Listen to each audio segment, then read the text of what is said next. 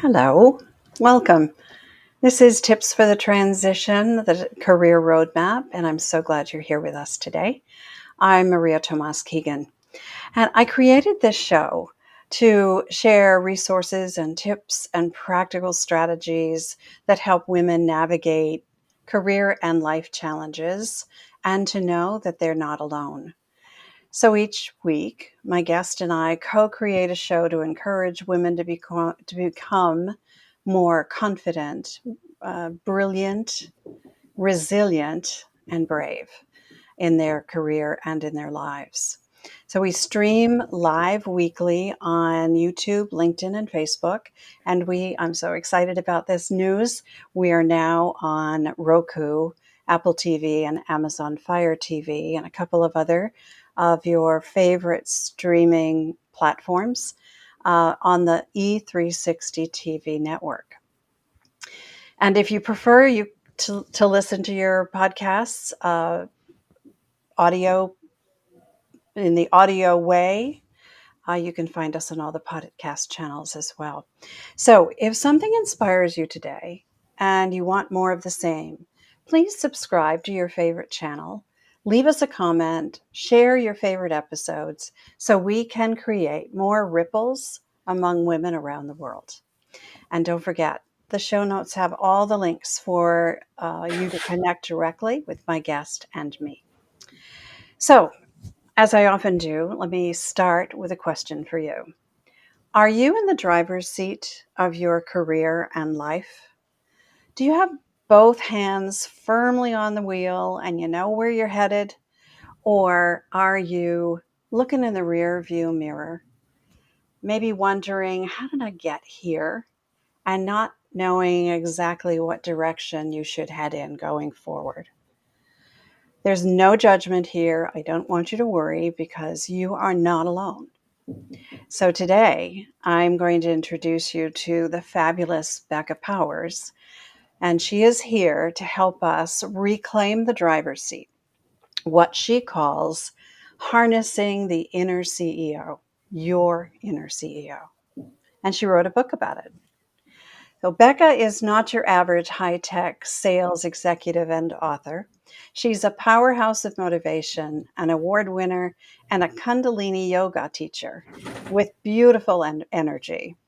Uh, with a track record of delivering engaging keynotes and workshops to Fortune 500 giants like Dell and Cisco and Royal Caribbean, Becca has become a go-to personal growth and peak potential expert. Overcoming the tragic loss of her parents and working as a careered mom, living paycheck to paycheck, Becca understands the real life struggles that happen every single day. She parlays her personal and corporate experiences into her teaching to help her audience shatter limitations, unlock their boundless potential, and catapult them into epic success. Now, who doesn't want to go on that journey, right? So I can't wait to start this conversation with my new friend, Becca. So welcome, Becca. Thank you so much for joining Yes. us. Thank you, Maria, for having me on. It is my pleasure. I'm going to get this technology right here. All right, thank you. I have adored our conversation so far, and I'm so happy that Yeah. you're here to share your brilliance with our audience. So I love to start with a little bit of background, Becca. Would you tell us a bit about your career, a bit more than I shared, and what brought you to doing what you do now? That is a fantastic place to start. It's my favorite. My favorite part is when I get to tell my story. So, because I really feel like it's so relatable. There was so for a career, I'm a Fortune 500 sales leader, and at one point of my journey, I was a sales leader for an organization that had a mantra. My leadership mantra is people before profits. So it had a leadership mantra that was putting people first. I felt like it was in total alignment. The only thing is that it wasn't a perfect alignment. And I can't say that any job is, but it was more off than on. And maybe the listeners and the viewers can relate to this, but as powerful women, we often resiliency is one of our gifts, but it could also be one of our downfalls if it's not done and balanced well. So in my case, I was in this role for probably 2.5 years, too long. And one night after work, I walked into the house and my kids ran up to me with enthusiasm. I still do have the blended family, but back then they were all in middle school. And I walked in through the door. They greeted me with excitement, and I greeted them with anger and pure exhaustion. I lashed out at them, and I had one of those magical moments, I guess, where like everything stopped and I was able to see that they went from happy to sad. And my mom heart dropped from my heart into my stomach. And I had to sit there and ask myself, is this the woman, the mother, the person that I want to be? Do I want to respond like that? And in that moment, I realized that my presence had become my problem or lack of it. And so that night, when I went to bed, I was getting ready for bed, and I had my bathroom floor moment, is what I like to say. I may have had a nervous breakdown, whatever label you want to put on it, but I fell to the floor in despair and depletion. And I didn't have the energy to get myself up. And in that moment, when I'm laying there on the bathroom floor, reflecting on the day, reflecting on the past 2.5 years, what I came to terms with is that I had powered through to the point that my divorce was on the rocks.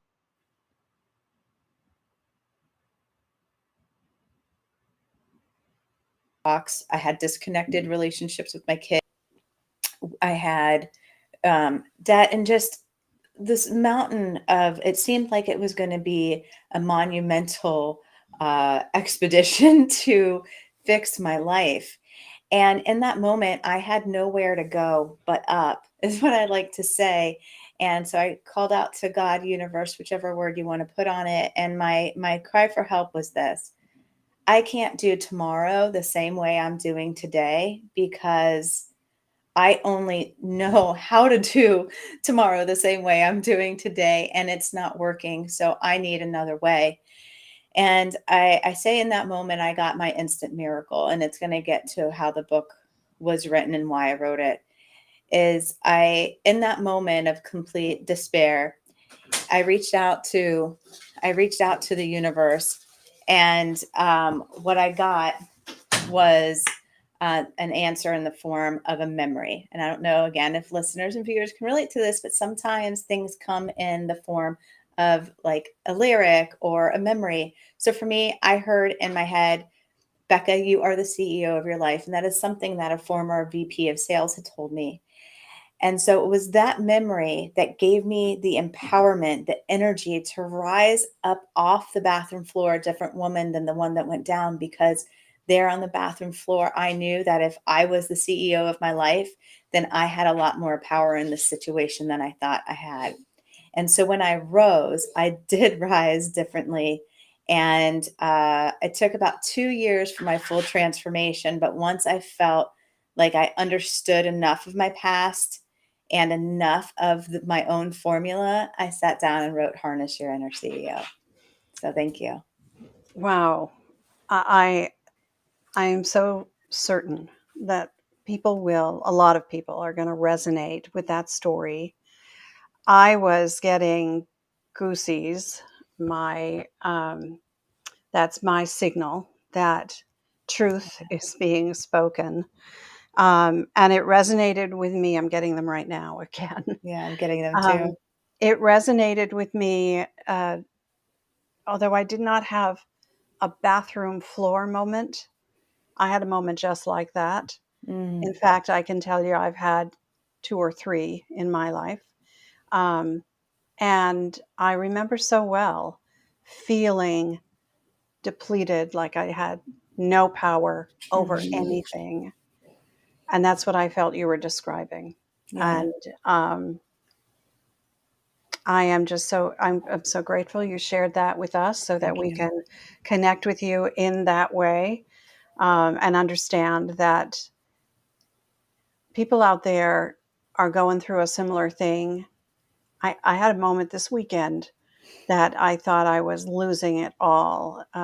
There are, a number of things going on in my life right now that I don't have much control over, and I'm doing Sure. the very best I can do. And that didn't feel like enough. And over the weekend, I kind of lost it. So Mm, it happens to the best of us it does. at the best of times and at the worst of times. So thank you again for sharing Yeah, that you're story. welcome. I would love to know, hold up your book for a second. No Harness Your Inner CEO.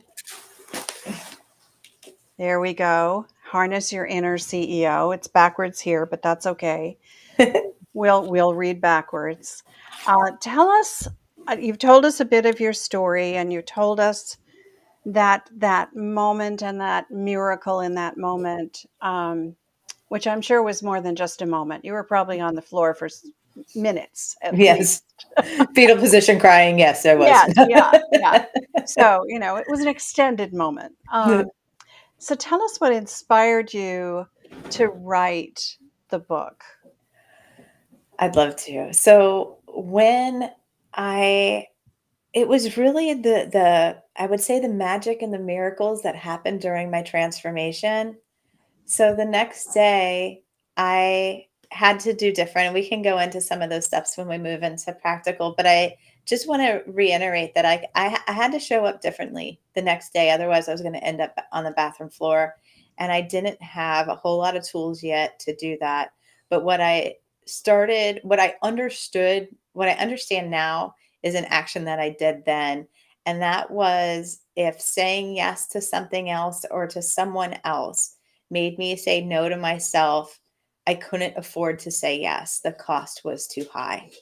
And Mm, so during that process of learning to say no to things, even if they were projects that maybe inspired me or I thought I could make a big impact, I would say no. And in this process of saying no, I regained time, space, and energy.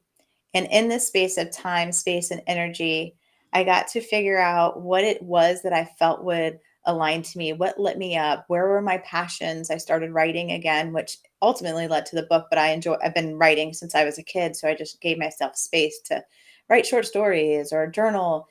And as I started getting back into the space of like maybe like in flow with the universe or just in touch with the things that bring me passion and joy, my life started changing.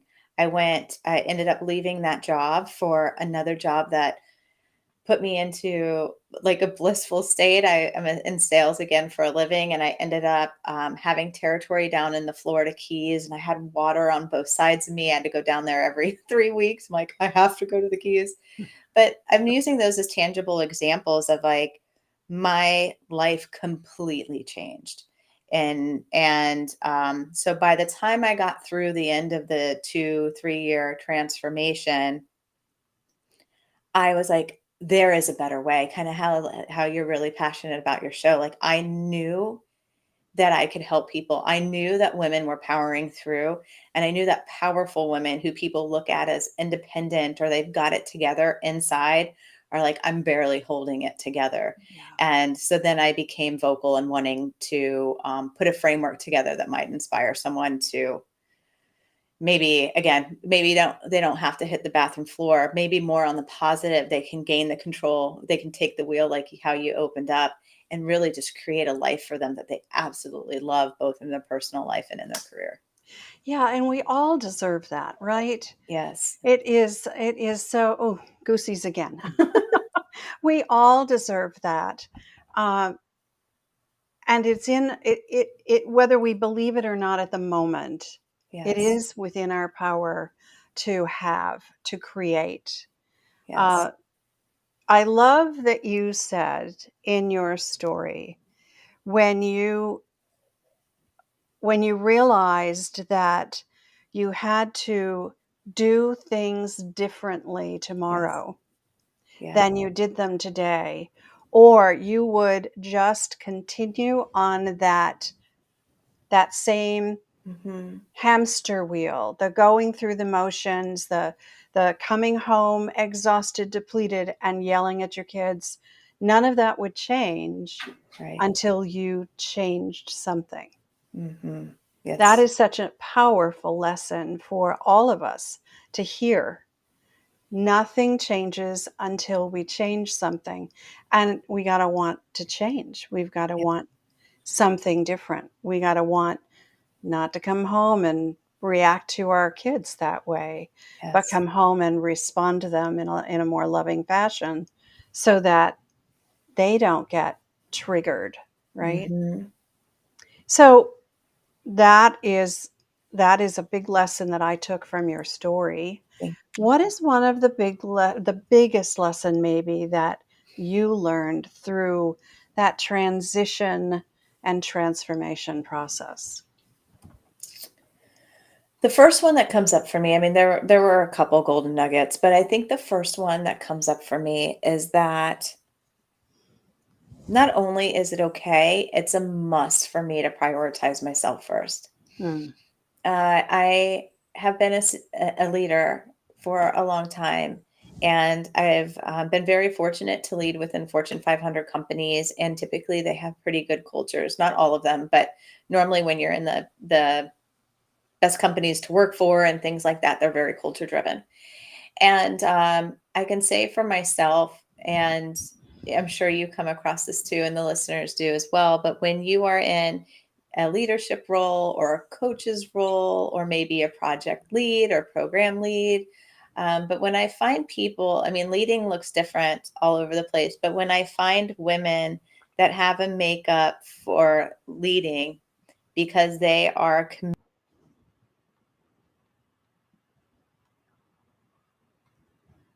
committed mostly to making an impact or making it, they will put themselves last and or definitely not first.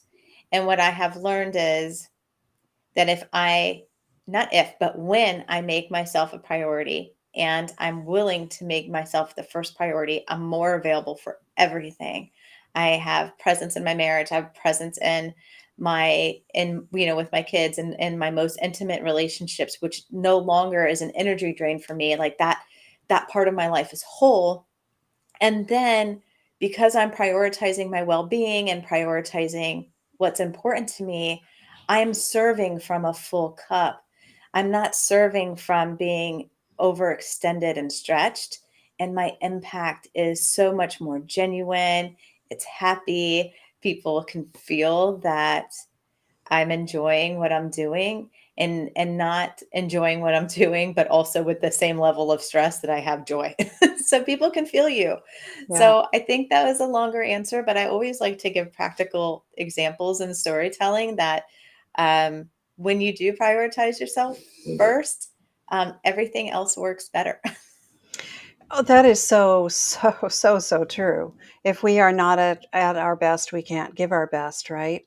I love that you use the teacup analogy. I use that all the time. My book is based on it. I see But that.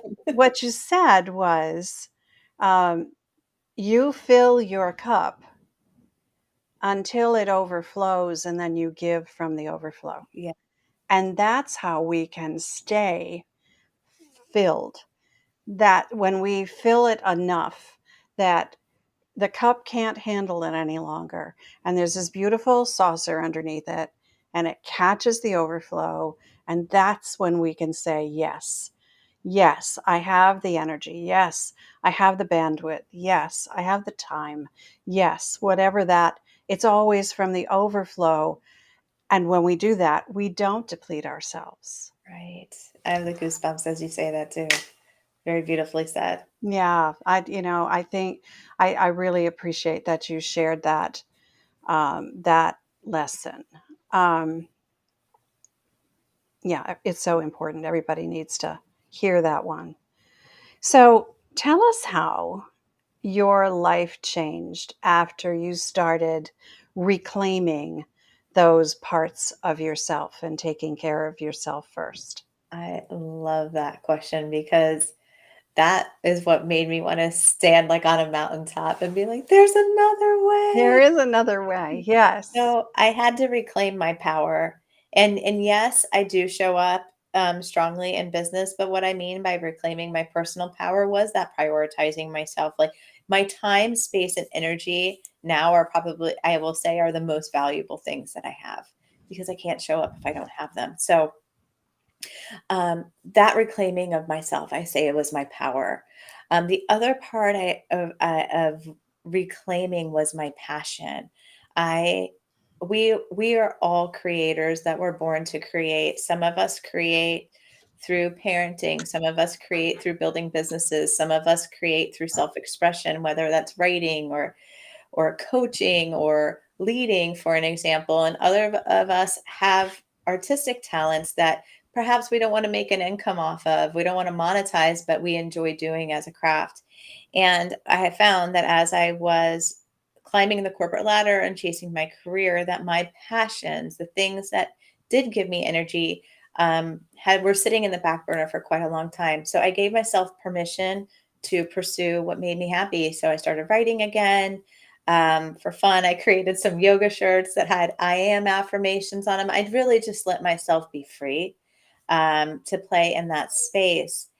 And I would say the third piece to reclaiming was my prosperity. Now, as a Fortune 500 leader, I was making good money. However, life, I had 4 kids and they were all in middle school. So the amount that I was spending also didn't really fully wrap around the amount that I was making. And as a result of reclaiming my power and reclaiming my passion, I found that my prosperity increased. And that was a beautiful benefit. And also why I get so excited to talk about it is because, I feel like I had my formula backwards. I was chasing prosperity, and in chasing prosperity, I lost contact with my passion. I lost contact with myself.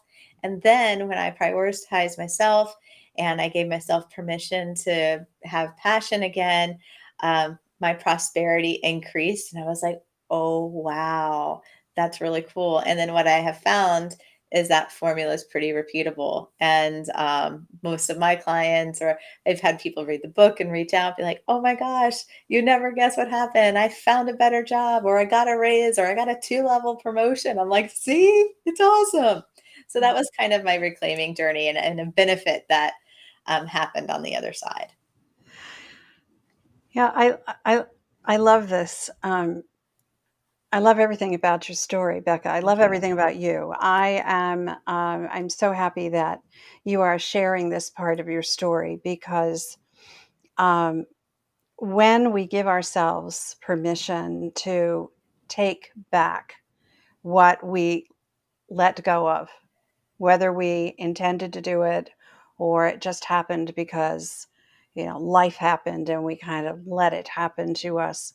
When we start to reclaim those things, and step back into our power to be who we are authentically, Yes. miracles can happen. Magic happens I when always we, say that. I'm like, there's like a magic to life. It's yes, so awesome. it is awesome. And there is another way for anyone out there who is struggling right now. And, you're trying to figure out how to get off the proverbial bathroom or the metaphorical Yeah. bathroom floor. There is another way. Uh, and Becca's book is one way to help you. So I am hearing about all the good stuff, about all the transformation, all of the peace parts that you've reclaimed, and all of the great stuff that did for you. But I know, going through my own set of transformations over my lifetime, that there are challenges. Yes. So I would love you to just flip the coin for just a minute, and just tell us. So, what were some of the challenges? What was the biggest challenge, maybe, of your transformation? I alluded to it earlier, but it's the other side of the coin, was starting to say no so I could say no to other people and situations so that I could say yes to myself. I was very much a yes person, not necessarily all from the people pleasing side, which I would say that one of my areas of opportunity that I had to heal through was the need for approval and validation from certain people. However, there's also a part to a lot of personalities that love business that we say yes to projects and opportunities because, like, hey, you never know where this could lead to, or maybe I'll get to learn a new skill. So there's a very positive reason why you say yes too.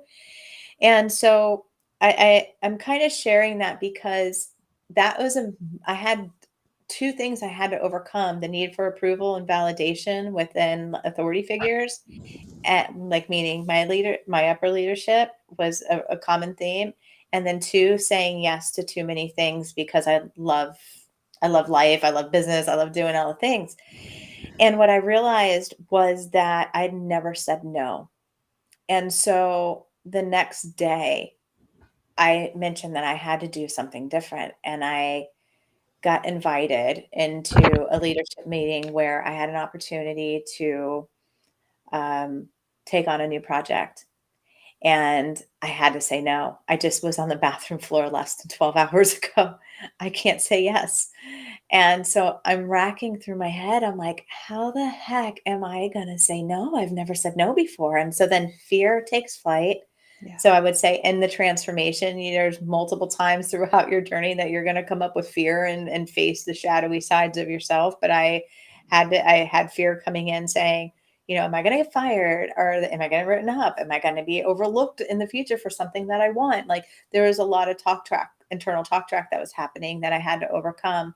And ultimately, I ended up saying no. And I do want to digress. It's not even digress. Here's a practical tip for the listeners and the viewers. What I learned. So if you're hearing this and you're like, oh my gosh, I also need to start saying no, or I do say yes to things, and maybe saying no might benefit me.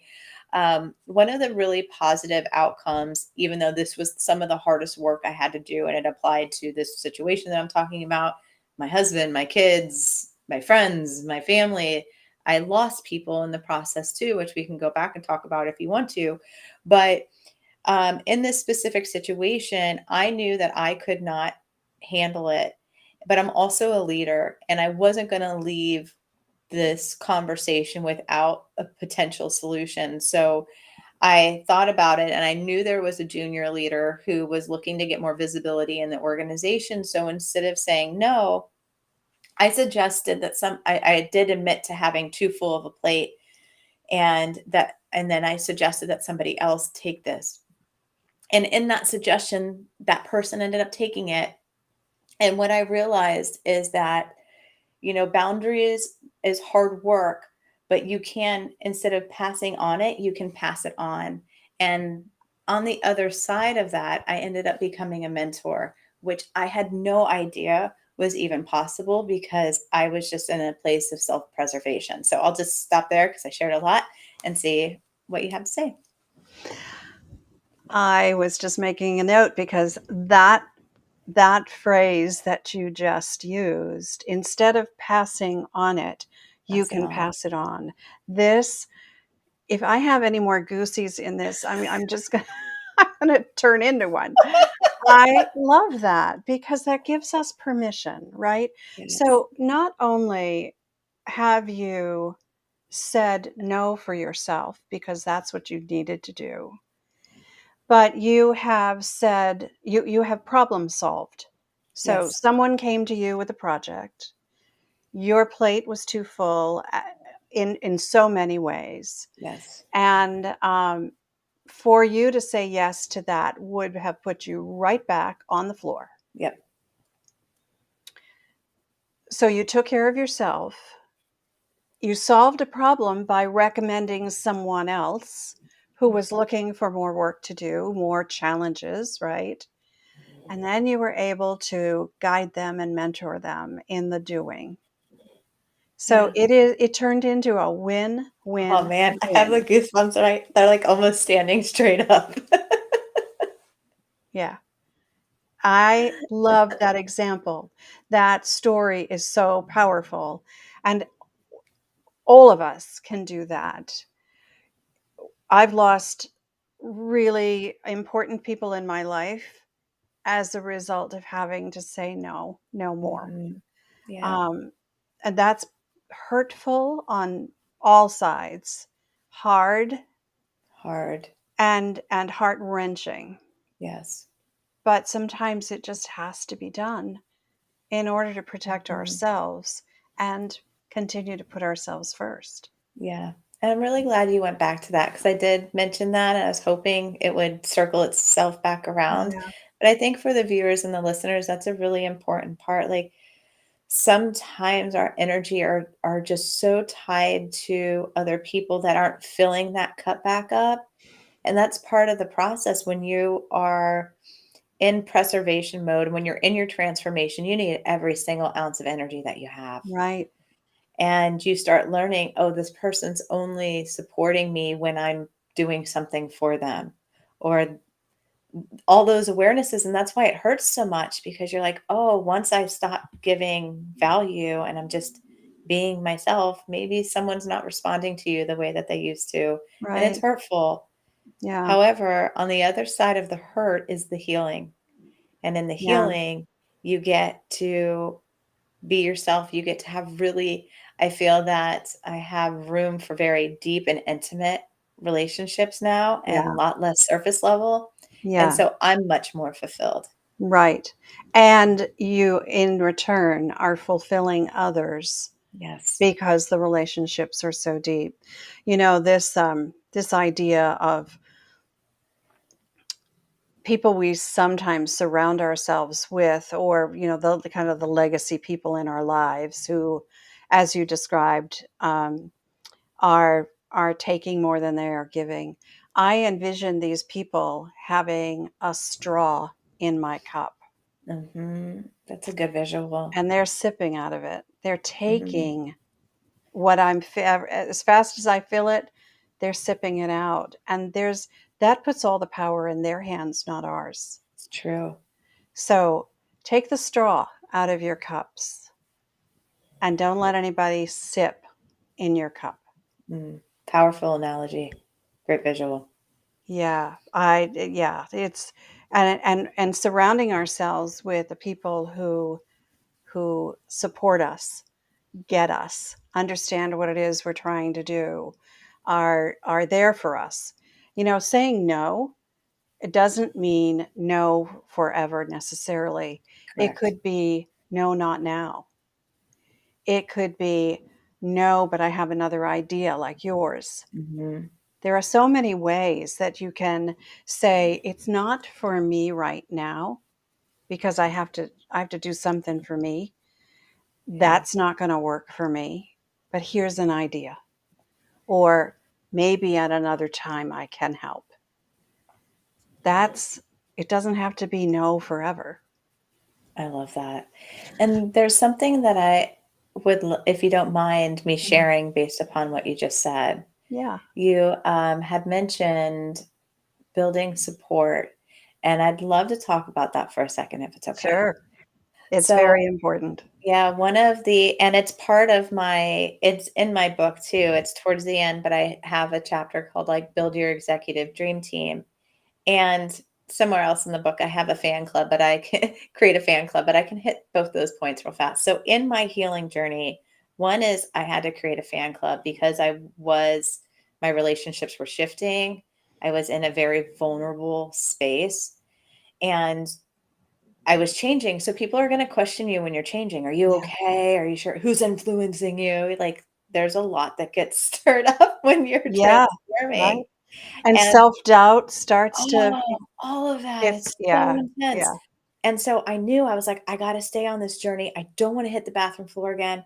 So I picked 3 girlfriends that were careered because I did have some really good girlfriends, but not everybody was, like, career ambitious like I am. So I needed to pick some people that loved Becca, that were career ambitious too, so that they understood the full picture, and that if I started slipping back, their job was to tell me, "Girl, you keep going," Yeah, like, yeah. really be, and that's why I call it a fan club. I didn't know what I was doing that I did a lot of things out of necessity, but I created my own little fan club, and they started, like, texting me and cheering me on, and just, like, that was invaluable.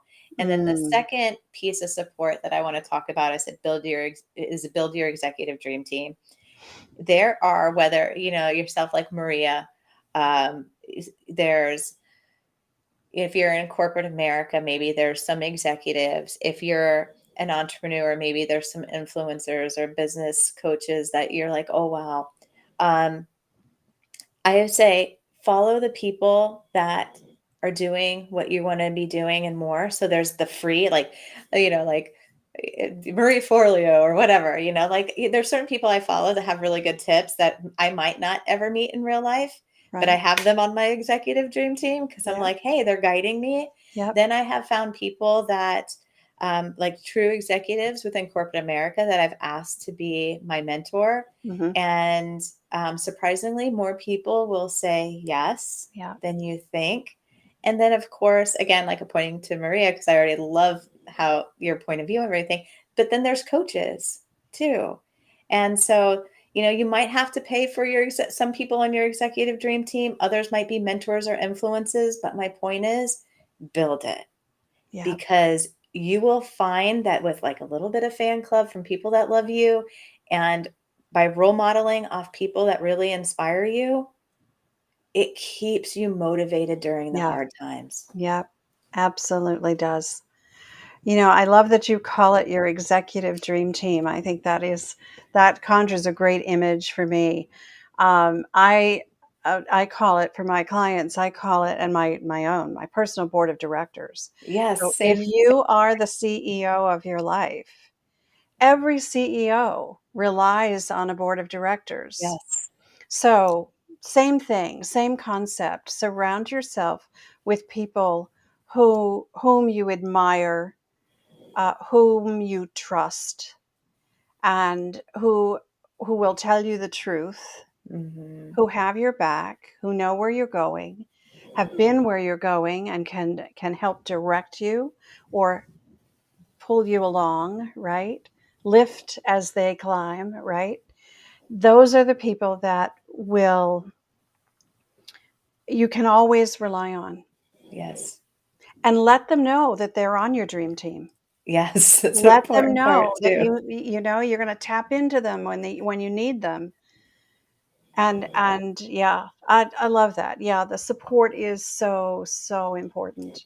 Hmm. And creating that um, is it's one of the first steps as far It as I'm truly concerned. is. Truly is. It's one of the first steps, thinking about who can help you through this, because no one we're not designed to go through this stuff alone. We're not. Correct. Yeah. That's not how we're designed. Yeah. So don't try. Lone Yeah, wolf don't stuff. try.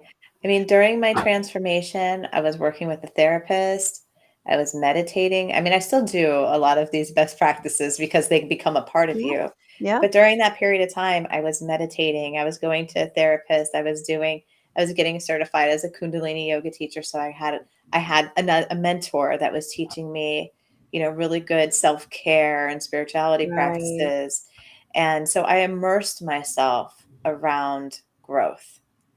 Yep. And I would suggest that if you're on a similar path and you're ready for a transformation, even if you're not, again, not like on the negative side of falling on the bathroom floor, but you're just ready for more, or you're ready to excel. A lot of these things are, you get through that current layer, you clean Yeah. it up, and then you get this like beautiful opportunity to rise. It's like it's Yeah. like a catapult happens. It can be that. It can be that. And you look back in relatively short order and see how Yeah, far you've come, and that is motivation, even more yeah, motivation for you to keep going. And it's a beautiful journey to be on. It's a beautiful journey to watch. I love witnessing that it's beautiful. in my clients. It is just such a beautiful journey. And when I look back at my own and hear yours, I'm so inspired that it is. I love what I do, but I am so inspired by people like you who share their stories, because as I said at the beginning of the show, this is all about knowing that you are not alone, that there are other people in the world, in your world, Hmm. that you can touch, you Yeah, can listen to, you can get advice from, whose books you can read. whose podcasts you can listen to, Yes. and just be motivated to keep going. I love what Helen Keller said: alone we can do so little, together we can do so much. And that So just true. captures the essence of what we've just been talking about. Hmm. I have another Beautiful. question for you. Yeah, let's go. What was the biggest surprise that came out of this journey for you? I would say my childhood dreams coming true. So I Oh, had mentioned that I've always loved writing. And I remember being maybe 5 or 6 and I don't know, writing whatever 5 and 6 year olds do, like, but lining up, like, I would do like a short story and then I'd line up all my stuffed animals and I would read them my story.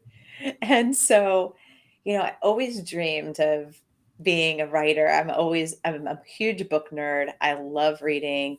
And I always just wanted to be a published author. And I did publish Harness Your Inner CEO, but I hybrid published that one. And just recently, within the last six weeks, I got an offer from New World Library, and my next book will be traditionally published. And it's just like a dream come true. oh wow. Mm-hmm. See, when you make room for you to come out, and those passions, those childhood passions, so often they are that, right? Yeah. Those wispy dreams that we had as kids, and saw ourselves so clearly, and then life happened, and we started following other people's expectations of us, Yes. and we started compromising our values because life happened. We get drawn away, but when you start making room for you to Mm-hmm. resurface, to reclaim, as I love the way you put Yeah. that, Becca, reclaiming parts of yourselves, it makes room for those dreams to come to resurface, and for Mm-hmm. you to get to explore them from a really different angle right now, Yeah. because you are now so much further along, and you get to see it from a very different perspective. I am so Congratulations. I Thank am you. so proud of you Thank to you. have done this work, and good luck on your next book. I think that's Thank you. fabulous. What's the title of the next one? A return to radiance. A Return to Radiance. Oh boy. Whoop. There he goes again. Yes. Oh, that's beautiful. All Yeah. right. So let me just, before I ask you to share your tips and key takeaways, and you've sprinkled them throughout, so I'm Mm-hmm. sure there's more. Um, uh, is there a an empowering statement, Miss Powers? Is there an empowering statement that you could share with with our listeners here? Yes, absolutely. You are worth prioritizing yourself. Hmm. You are worth prioritizing yourself. Everyone will benefit from it, mostly you. Mm. You are worth prioritizing yourself. Yeah. So believe it. Yeah. And turn that in, for everyone who's listening, turn that into an I am statement. Mm, So I am worth prioritizing prioritizing myself. myself. I Yeah. love it. Goosebumps again. Love it. Yeah. Yeah. Yeah. We're tossing those back and forth over the Yeah, airwaves. sure I love are. I love that. In cyberspace, there are goosies all over the place. Hmm. All right, Becca. So let's wrap this one up in a bow for our listeners Sure. and our viewers. Tell us what practical tips, key takeaways. Tell us what you've got for us. What's your first one? So my first one is kind of going to come off my empowering statement is give yourself permission to prioritize yourself. And then give yourself permission to say yes to you. And that may require you doing hard things, which is saying no to other people and situations. And then the third thing, I mean, I could probably share a million, but the other thing that I haven't talked about yet that I think might be really valuable is I call it the power of and. And I would love to challenge you to embrace the power of and that gives you permission. I'm using permission a lot, but that's often we just need to give ourselves permission to be all of the things. The moment that I allowed myself to be a mom, a corporate badass, a spiritual seeker, a reader, a writer, I no longer was separating myself, and it felt fabulous. So I called it the power of and. You are so many things. You are not just one. We are multifaceted. And so I would encourage you to play with that concept of being the and. The power of and. So I love that. I was making a note. And I've been scribbling notes this whole time.